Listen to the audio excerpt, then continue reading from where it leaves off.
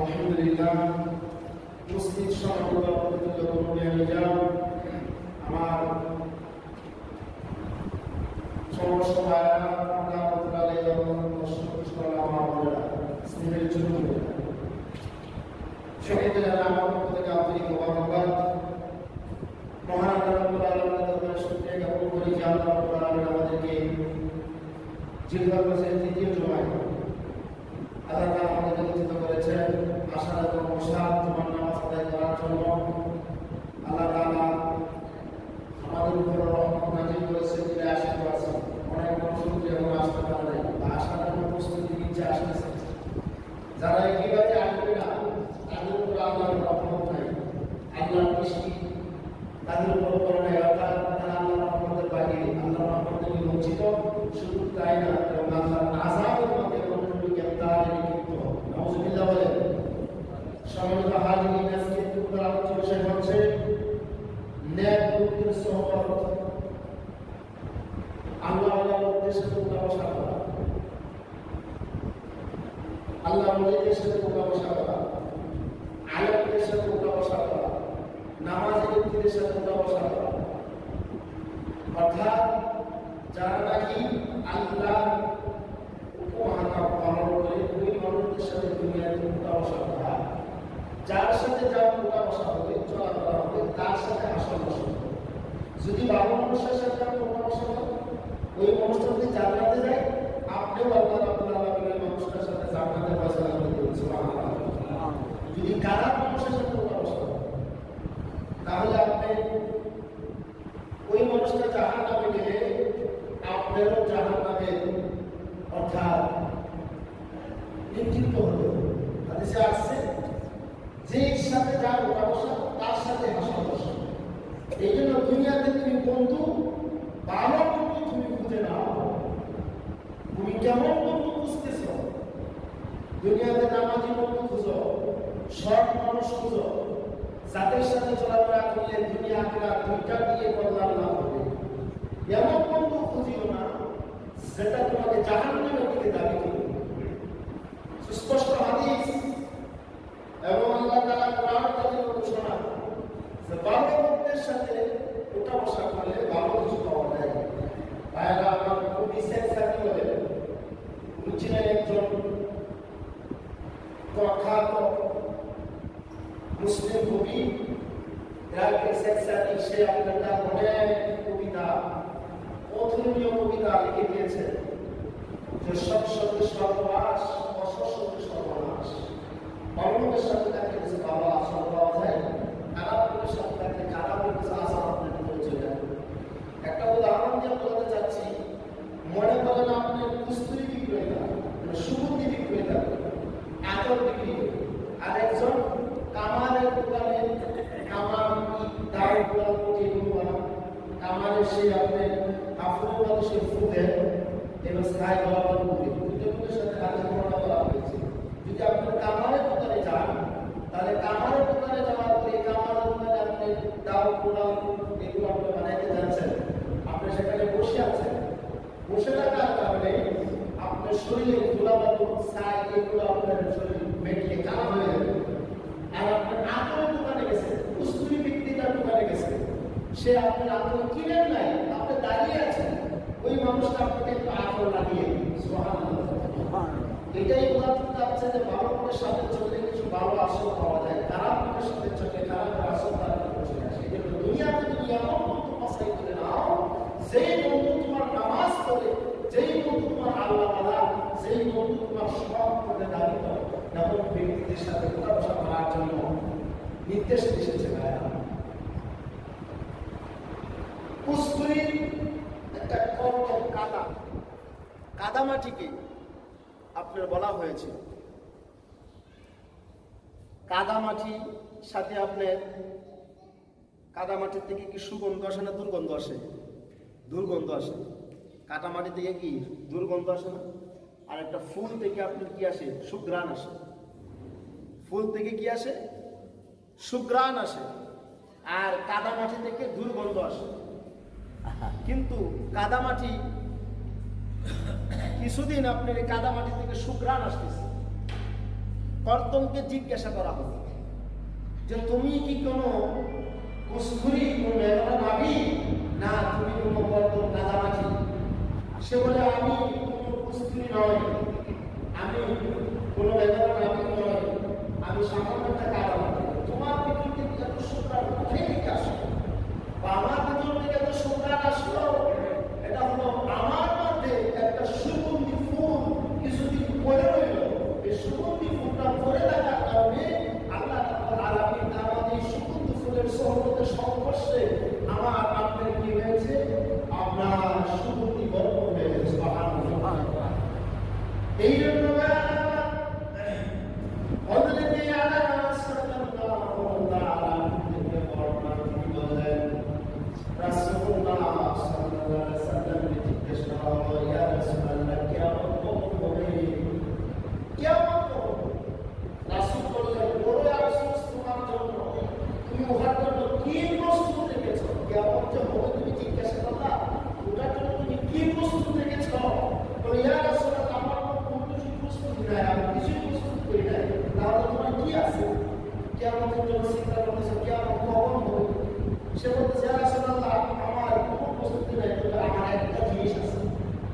সেই জিনিসটা কি? আল্লাহ এবং আল্লাহ রাসূলের মহব্বত ভালোবাসা আমার দিলের ভিতরে আছে। সুবহানাল্লাহ।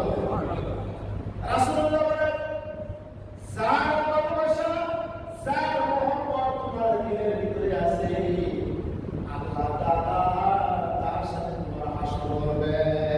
সুবহানাল্লাহ। বর্ণনাকারী বলেন, ইসলামের প্রাথমিক যুগে মুসলমানদেরকে এত খুশি হতে দেখি নাই। সকলেই তো তারা রাসূল বলেন, যখন তোমরা যার সাথে যার মহব্বত তোমার মধ্যে দিলের ভিতরে থাকবে, তার সাথে তোমরা হাসর হবে, এতটা খুশি হয়েছে মুসলমান আর কখনো এরকম খুশি হতে দেখি না। সুবহানাল্লাহ। আরেক হাদিসে বর্ণনা আছে, ইয়া রাসূলুল্লাহ, আমি এমন এক সম্প্রদায়কে ভালোবাসি। কেউ যদি এরকম কোনো সম্প্রদায় যদি একটা সম্প্রদায়কে ভালোবাসে, তাকে দেখে নাই, তার সাথে কোনো লেনদেন নেই, তার সাথে কোনো কি নাই, কোনো দুনিয়ার কোনো স্বার্থে কোনো কিছুই নেই, আল্লাহর সাথে মহব্বতের জন্য, আল্লাহর উদ্দেশ্য সন্তুষ্টির জন্য তাকে কি করা হয়? ওই সম্প্রদায়টাকে মহব্বত করে আল্লাহর কাছে করেছেন, তার সাথে কোনো আসলে সেই জন্য ভাইরা আমরা পৃথিবীতে এমন বন্ধু বাছাই করে নিতে হবে, যেই বন্ধু হাদিসে আছে এমন জীবন না, তুমি বলেন এমন জীবন করিবে গঠন, হাসিবে কাঁদিবে কোমল, এমন জীবন তুমি গঠন করে যাবে, তুমি হাসতে হাসতে চলে যাবে, পৃথিবী থেকে বিদায় নিবে। যারা পৃথিবীর জমিনে অবস্থান করবে তারা তোমার জন্য খাটবে। শুধু মানুষগুলো খাটবে না, আল্লাহর যত মাকলুক আছে সমস্ত মাকলুক তোমার জন্য কান্নাকাটি করবে। তুমি আমি দেখছি না, তোমার জন্য পশু পাখি কান্নাকাটি করবে, তোমার জন্য বৃক্ষ কান্নাকাটি করবে, তোমার জন্য মাটি বন্ধন করতে থাকবে, তোমার জন্য গর্তের পিপিলিকা বন্ধন করবে, তোমার জন্য সমুদ্রের মৎস্য কান্নাকাটি করবে। সুবহানাল্লাহ। এই লোকগুলো কেমন হতে হবে? যারা একেবারে আল্লাহ বলা, আল্লাহর নৈপুণ্য হাসিল করেছে, ওই মানুষগুলোর জন্য পৃথিবী কাজে আকাশ কাজে আপনি বাস্তবিক জ্ঞান করে দেখবেন, একজন আল্লাহ বলা, একজন আলেম, অর্থাৎ আলেম যদি মারা যায়, কোনো বলি যদি মারা যায়, তাহলে আকাশটা কাঁদে, আকাশটা মেঘাচ্ছন্ন হয়ে যায়, এমনকি বৃষ্টি হয়। এরকম পৃথিবীতে বাংলার জমিনে হাজার হাজার প্রমাণ আছে, হাজার হাজার প্রমাণ আছে। আল্লাহ ওলিরাদের কাঁদলে, মারা গেলে আকাশে কাঁদে, বলেছে একটা আলেমের ইন্তিকাল, একটা জগতের ইন্তিকাল, একটা আলেম মারা গেল আর একটা পৃথিবীটা উপকার হয়ে গেল। কারণটা হলো ওই আলেম মানুষদেরকে ইসলামের দিকে দাওয়াত দিয়েছে, কোরআন হাদিস শিক্ষা দিয়েছে। দুনিয়ার কোনো স্বার্থের জন্য মানুষকে শিক্ষা দেয় না, আখিরাতের স্বার্থের জন্য শিক্ষা দিয়েছে। এবং যে জায়গাটা আপনি নামাজ আদায় করেছে, ওই জায়গাটা তার জন্য কান্নাকাটি করে। এমনি ভাবে যত জায়গাতে রাস্তা দিয়ে চলাফেরা করেছে, ওই রাস্তা তার জন্য কান্নাকাটি করে, যে আজ থেকে ওই মানুষরা আমার জমির উপর দিয়ে আমার জমির উপর দিয়ে আজ থেকে আর হাঁটবে না। আর হলো সে গর্ববোধ করতো যে আমার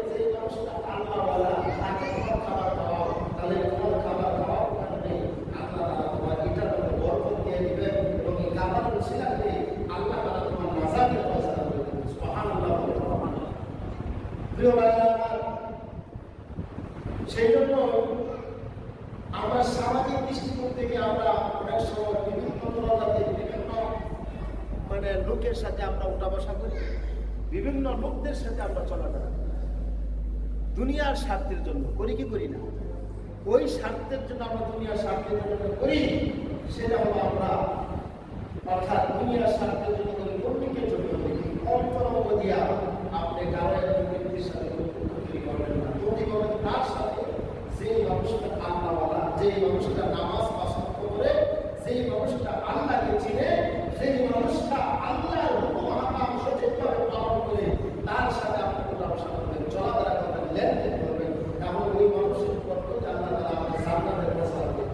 সুবহানাল্লাহ। আমরা তো সম্পর্ক তৈরি করি বড় বড় লিডার দেশে, নেতা দেশে, আমরা সম্পর্ক তৈরি করি সুদখোর, ঘুষখোর, এরপরে আমাদের যত ধরনের অপরাধী আছে ওদের সাথে সম্পর্ক করি। আবার ওই মানুষগুলাই আপনি দেখবেন মসজিদের পরিচিতি আসে, বিভিন্ন প্রক্রিয়া আমাদের সমাজ, বিভিন্ন সমাজে দেখবেন। আমাদের এই মসজিদটা ভিন্ন রকম। যত সমাজের মসজিদগুলো আছে আমরা দেখছি, আগের মধ্যে একটা মসজিদের সভাপতি, সেক্রেটারি, কেশিয়ার আমরা অধিকাংশ মসজিদের মধ্যে আপনার বেনামাজি সভাপতি আছে না নাই? অধিকাংশ মসজিদের সেক্রেটারি আমরা নামাজ পড়লে সুদের ব্যবসা করে, ঘুষের ব্যবসা করে এবং 2 নম্বরই করে এদের কিছু মসজিদে। এদের কাছ থেকে সমাজ কি ভালো আশা করবে? কখনোই ভালো আশা করতে পারবে না, আপনার ভালো কিছু পাবেন না। মসজিদের সভাপতি এটা একটা এরকম মনে করেন, এটা যেমন ধরুন যে আল্লাহর লোক, মসজিদটা কোনো আল্লাহর লোক, এখানে আসতে যারা 5 ওয়াক্ত নামাজ পড়ে, তারা সঠিক পথে চলে, তারা হালাল হারাম কাছে করে, তারা একটা মসজিদ কমিটি। সিনার বাটপার সুরকিয়া মসজিদ কমিটিকে দরকার নাই। ওদের কারণে সমাজ আজকে অবহেলিত হচ্ছে, ওদের কারণে সমাজ আজকে বিশৃঙ্খলা হচ্ছে। আপনি দেখবেন প্রত্যেকটা মসজিদের এই সমস্যা চলবে।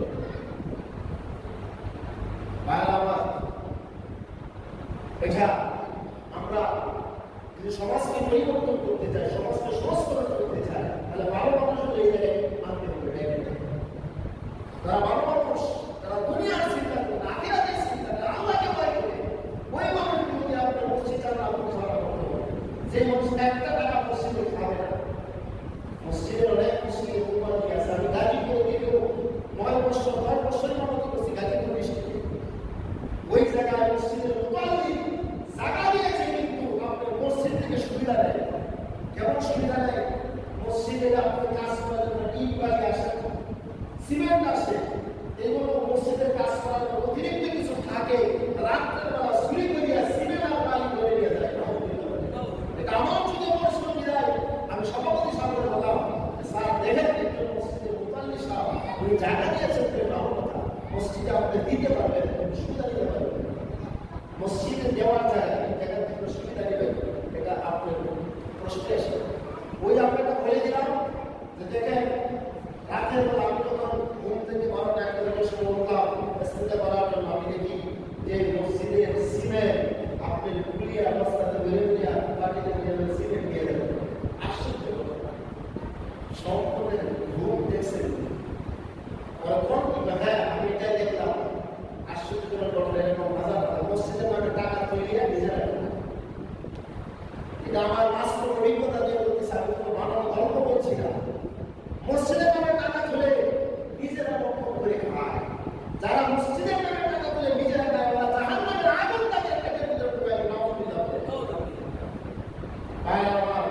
এটা আমার চোখে বাস্তব, আমি এটা বললাম, আমি আমার কি হয়ে গেলাম, সত্যি হয়ে গেলাম। বুঝলি এগুলো হুজুরের কাছে নামাজ পড়া, হুজুরের কি করে দেখার দায়িত্ব? আপনি আল্লাহ করে শুরু করে নেবেন আর আমাকে পরে বসে দেন, দায়িত্ব ছাড়া কাপড় খুলিয়া ধরে তার অবস্থায় আপনি দেখছেন দেখে বলছেন এই আপনার কথা দিয়েছে। এগুলো আমাদের সমাজ ব্যবস্থা।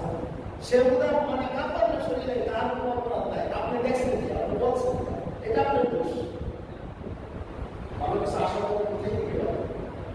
প্রিয় ভাইয়েরা, আমরা এই কাজ থেকে আমাদের উত্তোলন করতে হবে। সময় অত্যন্ত সংক্ষিপ্ত। মসজিদের জুমার কিছু আদব ছিল। আদবটা ছিল কি? জুমার নামাজের প্রস্তুতি সকালবেলায় জুমার উদ্দেশ্যে গোসল করা, এটা হলো সুন্নাত। জুমার উদ্দেশ্যে গোসল করবে সকালবেলা, এরপরে সুগন্ধি ব্যবহার। এখানে আমি দেখলাম আলোচনাতে সুগন্ধি যদি কারো না থাকে, গরিব মানুষ সুগন্ধি তৈরি করে খাবার কিনাইতে পারে না। আর তারপরে কিনলে আগে দেখা গেছে 100 টাকা লাগে, 100 টাকা দিয়ে ওটা বাজার হয়ে যায়, অথবা কাজ হয়ে যায়, এরকম আছে। ওই মানুষের মাসালা কি খাই লাগে? এটা হলো যদি কোনো মানুষ গরিব থাকে, তার সুগন্ধি না থাকে, আদর না থাকে, তাহলে সে উত্তম রূপে গোসল করে নেবে। এটাই তার জন্য সুগন্ধি। তার শরীরে গোসলটা শরীরে আমাদের দুর্গন্ধ আসে, শরীরটা ঘামে, এই ঘামাটা দুর্গন্ধ আসার কারণে আরেক মুসলিম ভাই পাশের একটা কষ্ট। এই জন্য বলা হয়েছে যে তুমি যখন মসজিদে একটা পবিত্র জায়গা উত্তম করে গোসল করিয়া সুগন্ধি ব্যবহার করিয়া উত্তম কাপড় পরিধান করিয়া, নতুন কাপড় পরিধান করা, পুরাতন কাপড় পরিধান, কাপড় পরিষ্কার, কাপড় নোংরা না, ময়লা না, দুর্গন্ধ না হয় এমন কাপড় পরিধান করিয়া তুমি মসজিদে আমাদের নামাজ আদায় করবা, তাহলে ফেরেশতারা খুশি, আল্লাহ খুশি। সুবহানাল্লাহ। যদি কোনো মুসলমান বাইরে কষ্ট দেয়, আমাদের দাঁড়ায় না, এখন ভাই একটা প্রক্রিয়া চলে যেতে পারে, নো মাইন্ড। আমাদের অধিকাংশই মানুষ আমরা ধূমপান করি, কি করি? আমি 6ষ্ঠ শ্রেণী ক্লাসে পড়াচ্ছিলাম, ইসলাম শিক্ষা বইয়ের ভিতরে ধূমপান মানে হলো বিষপান। এটা সিগারেটের গায়ে লেখা থাকে। পৃথিবীতে এমন একটা লেভেলের খাবার আছে, যেই খাবারটার ভিতরে খাবার লেখা থাকে ধূমপান মানুষকে মৃত্যু ঘটায়, ধূমপান মানুষকে ক্যান্সারের কারণ, ধূমপান মানুষকে সুস্থ করে। একটা লেভেল খাবার, আর খাবার উপর দিয়ে লেখা থাকে, কিন্তু এই খাবারটা আমরা বেশি। মেডিকেল সায়েন্স কি বলে জানেন? একটা ধূমপানের ভিতরে, একটা সিগারেটের ভিতরে যে পরিমাণ নিকোটিন, একটা ইনজেকশন পুশ করে যদি মানুষের শরীরে পুশ করা হয়, মানুষটা নগদ মারা যাবে। বিষাক্ত খাবার আপনারা খাচ্ছেন, এটা মেডিকেল সায়েন্সের দিক থেকে ক্ষতি। এটা আস্তে আস্তে লিভারের সমস্যা, ফুসফুসের সমস্যা, ক্যান্সারের কারণ। বয়সকালে তাই খাসবেন, ওষুধ খাবেন, আর ভালো হবে ওষুধটা কাশ। ধূমপানের একদিক থেকে উপকার আছে, রাত্রেবেলা সুর আসে না করে কাশতে কাশতে সুরে করে মজা হ্যাঁ সজাগ আছে, ঠিক না? সে ঘুমাই নেয়, আপনার কাশতে কাশতে জমা শেষ। ভাই আমার, আমরা যাইতে হই না, এটা শুধু এইটাই না, অনেক ডাক্তার খায়, জানে এটা না গাই করে এটা শুধু আর এটা খাবার খায়। এবার আছে ইসলামিক দৃষ্টিকোণ থেকে কি করি? ধূমপান করার পরে আমরা অনেকে কমকুলা পাই কেন আমরা ফতোয়া দেয় মাহফুজ এবং মাহফুজ তাহরিমের হারামের কাছে আছে। ধূমপান করার পরে তার শরীর থেকে কি দুর্গন্ধ আসে, সুগন্ধ আসে, কখনোই না। এত দুর্গন্ধ আসে, এটা আপনার কাছে গেলে প্রধানতা ধূমপান করছে। এক পেশারা মানুষের আপনার হুজুরের সাথে একটা সভা করছে, আর আরেকজনের সাথে সভা করছে। এটা করতে করতে গেছে হুজুর আপনি সিগারেট বন্ধ করেন, আপনার আগে যারা সভা করে গেছে এরা ছিল আপনার ধূমপান করবে, এই জন্য তাদের কাছ থেকে ধূমপান করবে। ঠিক আছে ভাই, আমরা এই কথাটা বলতে চাচ্ছি যে ধূমপান করার কারণে ভালো করে যে ব্রাশ না করা হয়, মসজিদে এসে নামাজ আদায় করে আপনার পাশে যে মুসলিমরা দাঁড়ায়, ওই মুসলিম কষ্ট, ওই মুসলিমের কষ্ট হওয়ার কারণে ফেরেশতার কষ্ট হয়। এই ফেরেশতার কষ্ট হওয়ার কারণে তার কাছে ভগবানের কাছে কাছে আসে। আপনারা আজ থেকে এটা বলা হয় যে আমি আর এই জিনিস খাবো না। ইসলামের দৃষ্টিকোণ থেকে অনেক ফেরেশতা কাছে আসে। তামাক জাতীয় খাবার দিয়ে তোমরা মসজিদে আসিও না। রাসূলুল্লাহ হাদিসে আছে, তিরমিজির হাদিস, তামাক জাতীয় খাবার দিয়ে মসজিদে আসিও না। তামাক জাতীয় খাবারগুলো বিড়ি, সিগারেট, জর্দা মন্ত্রী মারাত্মক অনুভূতি অনেক বুঝে না। আমার নদীতে জর্দা, এটা মুসলিমদের ভিতরে জর্দা বেশি পরিমাণ, কিন্তু জর্দাটা আস্তে আস্তে কাজ করে, এটা বেশি তামাক জাতীয় জর্দা বেশি। এটা ভালো করে ব্রাশ করতে হবে, এটা প্রত্যেকে আছে ইসলামের দৃষ্টিকোণে অনেক। সেজন্য বলতেছি যে ধূমপান করার পরে যদি আপনারা ছাড়তে না পারেন, আগে লাগবে পরে খাবেন, আপনি মনে করেন যে আপনার 10টা, আস্তে আস্তে ছাড়তে বলে তো পরে খাবেন, মনে করেন যে আমার 5টা, এভাবে খাবেন আগে একটা, দিনে একটা হয়ে যাবে, দেখবেন যে আপনি এটা ভালো। এটা আপনার পরিহার করতে পারেন, এটা আপনার জন্য খুবই নিজের জন্য উপকারী। এই ধূমপান থেকে দাঁড়িয়ে আমি যে কথা বলতেছিলাম যে জুমার নামাজে সুগন্ধিযুক্ত কাপড় পরিধান করে, অর্থাৎ উত্তম কাপড় পরিধান করে মসজিদে আসা, যত সম্ভব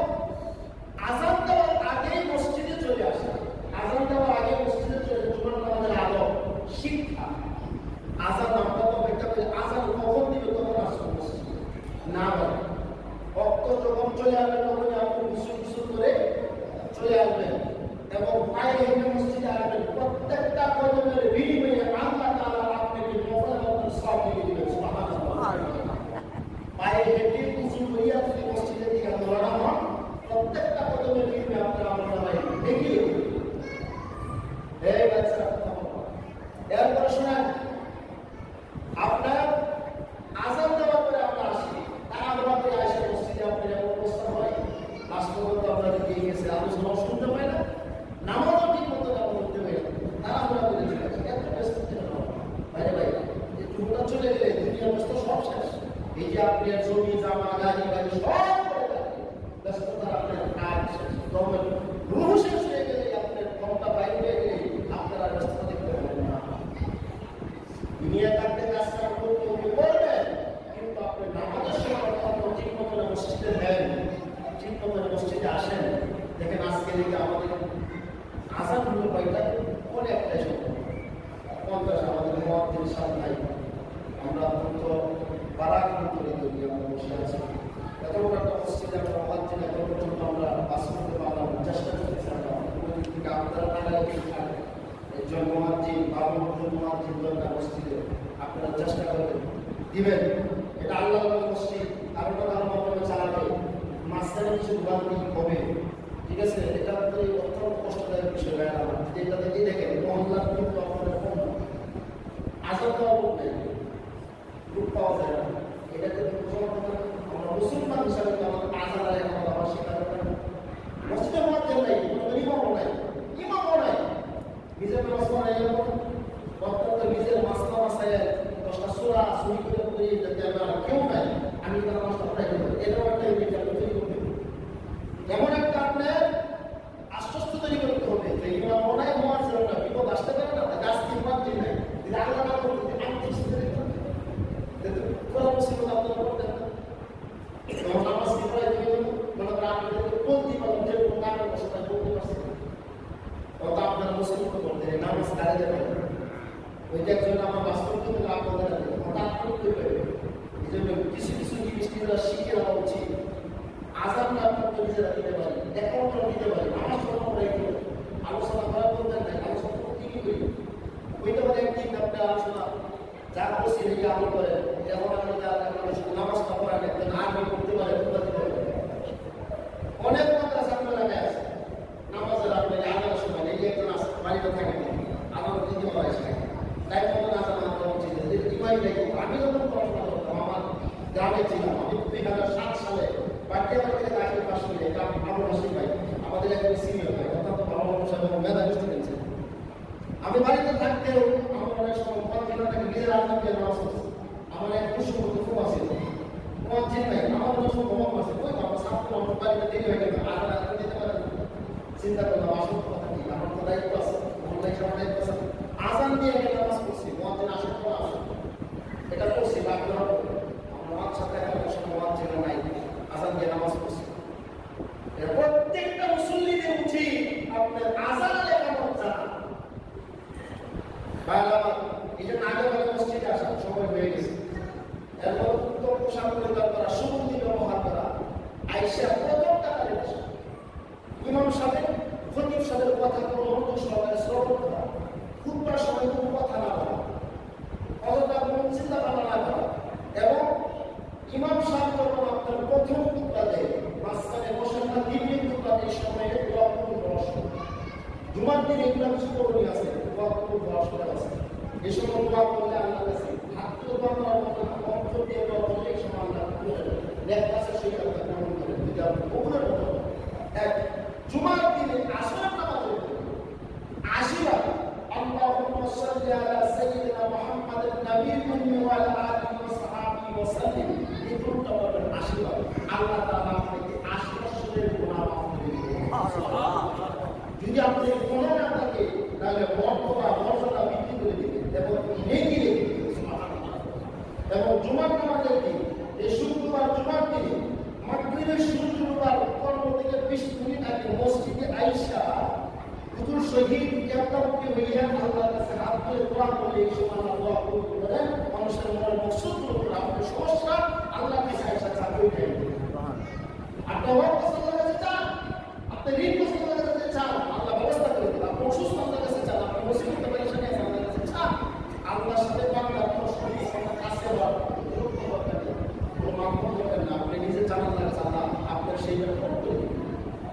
নেতার কাছে যাইতে হলে আপনার মিডিয়া লাগে, চেয়ারম্যানের কাছে যেতে হলে আপনার তার একজন কি লাগে, চেয়ারম্যানের একজন আপনার কি বলে, হ্যাঁ মেম্বার ছাড়া আপনার চেয়ারম্যান দেওয়া যায় না। শুধু এইটাই না, এমপির কাছে গেলে হয়তো আপনার কি লাগে, তার পিএস লাগে, মাধ্যম ছাড়া লাগে। আপনার কাছে চাইতে হলে কোনো পিএসের দরকার নাই, কোনো মেম্বারের দরকার, কোনো চেয়ারম্যানের দরকার নাই। আপনি সরাসরি আপনার সাথে কথা বলতে পারবেন। আর আমার এগুলো আমরা বলবো এবং আমল দেবো।